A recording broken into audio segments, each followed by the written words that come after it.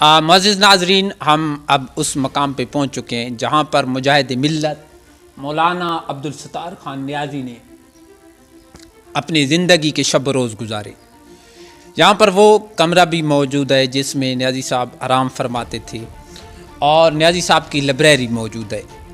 आइए हम आपको नियाज़ी साहब की लाइब्रेरी दिखाते हैं और हम आपको दिखाएंगे कि यहाँ पर नियाज़ी साहब की कौन कौन सी नादिर एशिया इस लाइब्रेरी में मौजूद हैं।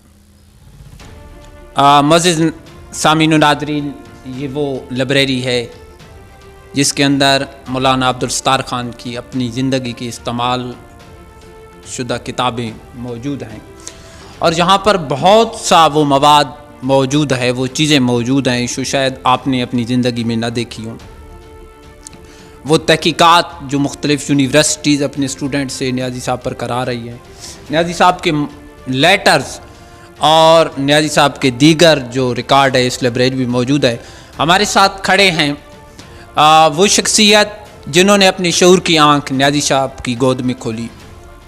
मेरी मुराद जॉइंट सेक्रेटरी जमीयत उलमाए पाकिस्तान मरहूम हाजी मोहम्मद असलम साहब के साहबजादे जनाब अतौला ख़ान रोखड़ी। अस्सलाम वालेकुम सर। वालेकुम सलाम। एक तो सर आपका बहुत शुक्रिया कि आपने हमें मसरूफ़ियत के बावजूद वक्त दिया और नियाज़ी साहब की चीज़ों को देखने का मौका दिया। तो हम आपसे जानना चाहेंगे और हमारे नाज़रीन भी जानना चाहेंगे कि नियाज़ी साहब की इस लाइब्रेरी में कितनी तकरीबन किताबें मौजूद हैं। इस वक्त शायद इसमें कोई 2,500-3 हज़ार किताबें होंगी या इससे ज़्यादा होंगी। बहरहाल अच्छा, तो ये लाइब्रेरी नियाज़ी साहब ने कब यहाँ पर बनाई? हाँ, ये लाइब्रेरी 1994 में गालबन कोई बहुत ज़्यादा बारिशें हुई थी लाहौर में, तो उन बारिशों के नतीजे में वहाँ से ये लाइब्रेरी शिफ्ट होकर यहाँ पे आई थी। अच्छा, यानी 1994 में नियाज़ी साहब की अपनी ज़िंदगी में आपका सारा रिकॉर्ड लाहौर से यहाँ शिफ्ट किया गया। तो क्या हमें कुछ दिखाएंगे कि वो नियाज़ी साहब के ख़तूत जो नियाज़ी साहब को मुख्तलिफ़ शख्सियात ने लिखे या नियाज़ी साहब ने ख़ुद लोगों को लिखे, उनकी कापियाँ, तो हम उसमें बहुत से खतूत हैं जो चूँकि मौलाना नियाज़ी साहब मुस्लिम स्टूडेंट फेडरेशन के बानी भी थे और फिर जनरल सेक्रेटरी भी रहे, बाद में सदर भी रहे, तो इस लिहाज से मौलाना के पूरे इंडिया में दौरे होते थे, तो इस लिहाज से उनको पूरे इंडिया से खतूत आते थे उस ज़माने। तो वो तकरीबन उनमें से बहुत से खतूत जो अभी तक महफूज हैं वो इनके रिकॉर्ड में पड़े। जी, तो नाज़रीन, पूरे हिंदुस्तान से नियाज़ी साहब के आने वाले खतूत का रिकॉर्ड यहाँ पर मौजूद है।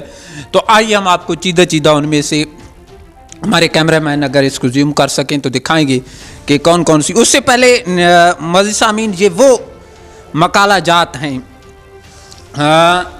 ये है जी लाइफ एंड सर्विस ऑफ मौलाना अब्दुल सत्तार खान नियाज़ी। ये लिखने वाले हैं हनीफ शाह और ये है ji department of history and Pakistan studies university of Sargodha के किसी स्टूडेंट का आपकी ज़िंदगी पर लिखा हुआ मकाला है। तो ये है वो तारीख साज शख्सियत जिससे आप अंदाज़ा कर सकते हैं कि इन्होंने नियाज़ी साहब के बारे में क्या लिखा।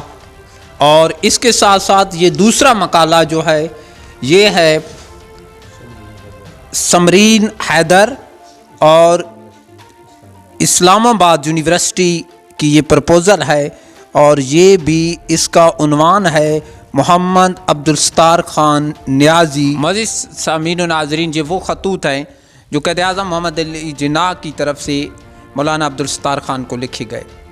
ये पहला ख़त 27 अगस्त 1941 को और दूसरा जो ख़त है वो 29 मई 1941 का है। ये वो दो खतूत जो मोहम्मद अली जिन्ना ने, हमारे बाबा कैद ने लिखे।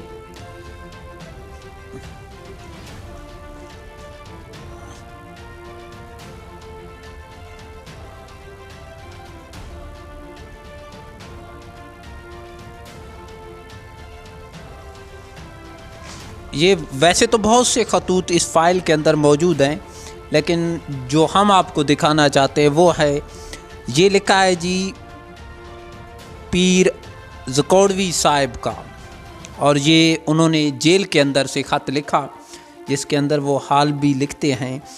और ये लिखते हैं कि आपका ख़त मिला, शुक्रिया जनाब, इसकी तकलीफ़ कि आपने क़ायद-ए-आज़म मोहम्मद अली जिन्ना की तवज्जो हमारी तरफ दिलाई, बहुत शुक्रिया। अब तो रिहाई के दिन बहुत करीब आ गए हैं, इंशाल्लाह बहुत जल्द मुलाकात होगी। मुझे उम्मीद है कि आप आइंदा भी हालात और वाक़यात क़ायद-ए-आज़म तक पहुँचाते रहेंगे। मुझे मालूम हुआ है कि आप डेरा इस्माइल ख़ान तशरीफ़ लाए थे।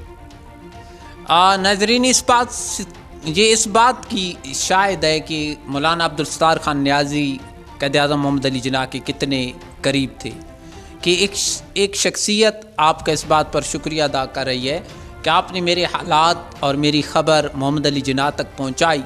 तो इसका मतलब है कि आपका मोहम्मद अली जिन्ना के साथ बड़ा गहरा तल्लुक़ था। मज़ीद सामीन, इसके अलावा सजादा नशीन मानकी शरीफ का ख़त भी आपके खतूत में मौजूद है, और इसके अलावा और भी बहुत सारी दस्तावेज़ात मौजूद हैं, मुख्तलिफ़ आपके अपनी तरफ से लिखे गए लेटर जो आपने मुख्तलिफ़ महकमों को लिखे। और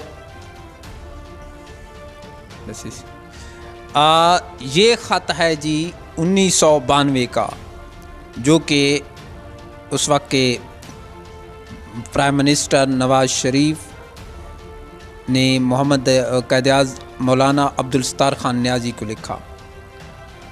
बाबरी मस्जिद के अंतनाक सानिया पर आपने इस सूरत हाल से के मुतल्लिक आपको ये ख़त लिखा।